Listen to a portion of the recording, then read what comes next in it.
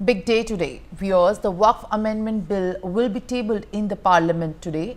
The Centre shall table the bill at 12 p.m. in the lower house of the Parliament. Additionally, 8 hours of discussion has been assigned for the same in the lower house. This is opposed to the 12-hour demanded by the opposition parties. Now let's listen in to what Union Parliamentary Affairs and Minority Affairs Minister Kiren Rijiju has said on the demands of the opposition. That initially from 4 hours, 6 hours, whatever the committee decides, government is okay. Then there was differences.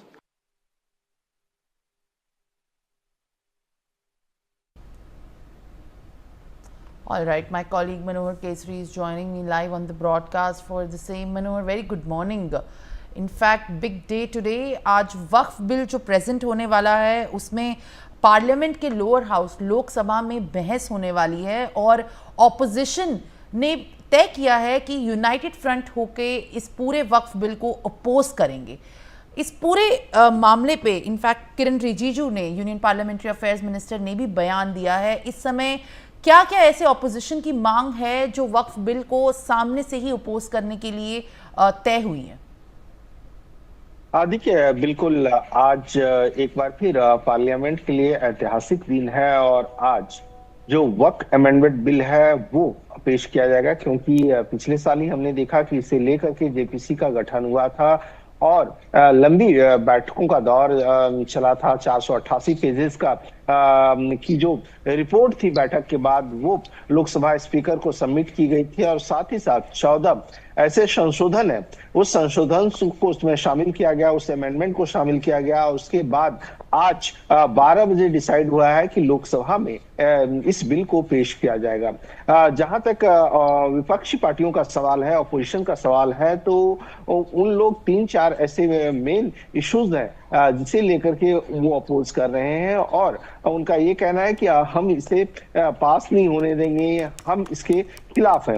अब आप देखिए issues क्या है। सबसे बड़ी बात यह है कि वक्फ अमेंडमेंट बिल में जो गैर मुस्लिम को जगह दी गई है, जो कमेटी बनाई जाएगी उसमें जो गैर मुस्लिम की जगह दी गई है, नॉन मुस्लिम उसके खिलाफ है। उनका लगातार ये कहना है कि क्या अदर पार्टीज की जो संस्थाएं हैं उन संस्थाओं में दूसरे धर्म के लोग शामिल हो सकते हैं, दूसरे रिलीजियस के लोग शामिल हो सकते हैं। वहीं साथ ही साथ जो डीएम को पावर दिया गया है, डीएम सर्वे करेगा, कोर्ट इसकी निगरानी में होगी, क्योंकि अब तक जो वक्फ की प्रॉपर्टी है उस वक्फ की प्रॉपर्टी में अगर आप देखेंगे तो जितने केसेस आए हैं उनमें यही आरोप लगाया गया है, या जिस तरह से देखने को मिला है, जिस तरह से लगातार बीजेपी की ओर से, एनडीए की ओर से कहा जा रहा है कि डिस्प्यूटेड केसेस हैं और गांव के गांव वक्फ ने कहा कि ये हमारा है तो वो संपत्ति उनकी हो जाती थी और इसको चैलेंज कहीं भी नहीं किया जा सकता था।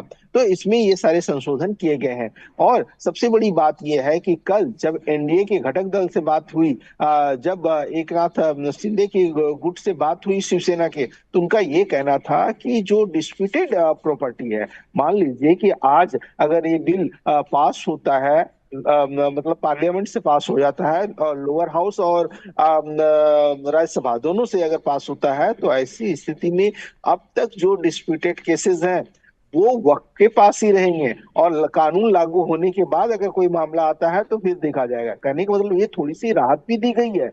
तो इन सब सारी चीजों को लेकर के जो है सो अपोजिशन से विरोध के मूड में नजर आ रहा है। सभी पार्टियों ने जो है सो 3 लाइन की जो है सो व्हिप जारी कर दी है और कहा गया है, जैसे अगर हम समाजवादी पार्टी की बात करें, कांग्रेस की बात करें, सभी लोग ये कह रहे हैं कि ये जो है सो कॉन्स्टिट्यूशन के खिलाफ है और हम इसका विरोध करेंगे और सभी सांसद आज लोकसभा में मौजूद रहेंगे व्हिप के आधार पर और अपोजिशन के लोग इसके खिलाफ। लेकिन देखना दिलचस्प ये होगा कि कई ऐसी पार्टियां हैं जो न अपोजिशन में है न सरकार में है, लेकिन थोड़ा सा झुकाव जो है सो एनडीए की ओर उनका नजर आता है, बीजेपी की ओर नजर, चाहे हम बीजेडी की बात करें, वाईएस कांग्रेस की बात करें, कुछ निर्दलीय सांसद हैं।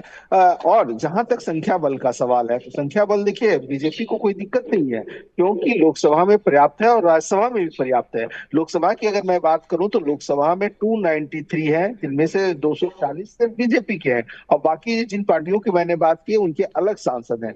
वहीं राज्यसभा की अगर हम बात करें, हालांकि आज लोकसभा में पेश किया जाएगा, लोकसभा में 8 घंटे तक इसकी चर्चा होगी और चर्चा के बाद फिर इसे लेकर के वोटिंग होगी।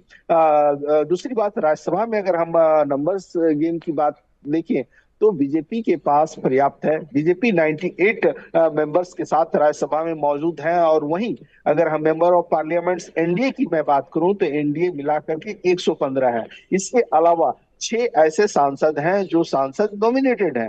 तो अब आप देखिए कि पूरी संख्या जो है सो कंप्लीट हो रही है, तो बीजेपी को इससे कोई दिक्कत होने वाला नहीं है और ये आसानी से जो है इस बिल को पास करा सकती है, लेकिन हंगामा जरूर होने को है जी। Well, absolutely. In fact, Manohar, as more uproar is expected to take the center stage, what we are learning, viewers, is that Chandrababu Naidu